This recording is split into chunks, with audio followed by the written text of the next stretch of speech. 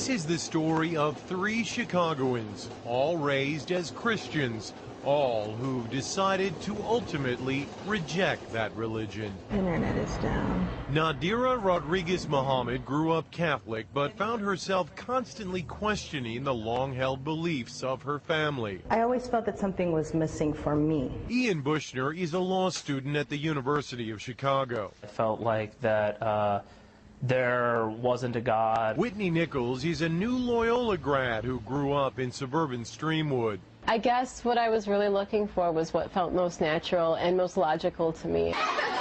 When Nadira entered high school in the mid-1990s, she became friends with a group of Muslim girls. They just had this level of contentment and a sisterhood that was, I wanted to be a part of that. Ian drifted towards the Muslim students at his high school as well. I remember defending some of my friends at school from accusations, after 9/11. And then I started reading the Quran. I said, oh, here is a form of God that I've never been presented before. After September 11, the interest actually increased. Dr. Assad Basul is professor at Chicago's Islamic American College.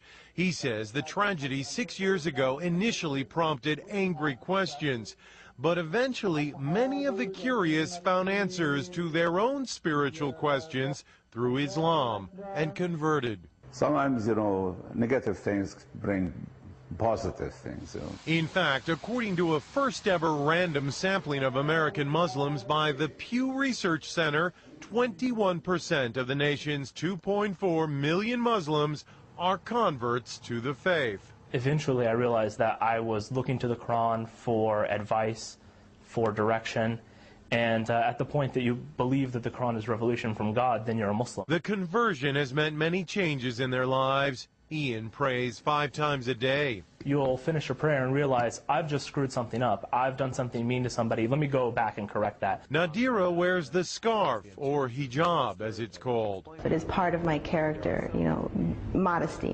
It's just part of who I am. I don't know if I'll ever be ready to wear the hijab. I've become more modest. I won't wear tank tops and I won't wear shorts. Whitney says she has had to constantly defend her new religion. My father asked me right after I converted, why do you want to be associated with these terrorists? And I'm like, this is what you see? Oh no. And we kind of have to deal with the backlash of those who have chosen to do something so horrible. But all say there is no going back. At some age, everyone must decide what they believe and live their life accordingly. I'm Mexican, I'm a female, and I chose this for myself. If you have a personal, relationship with God, whatever that may be, however that may be, then you're in a good place.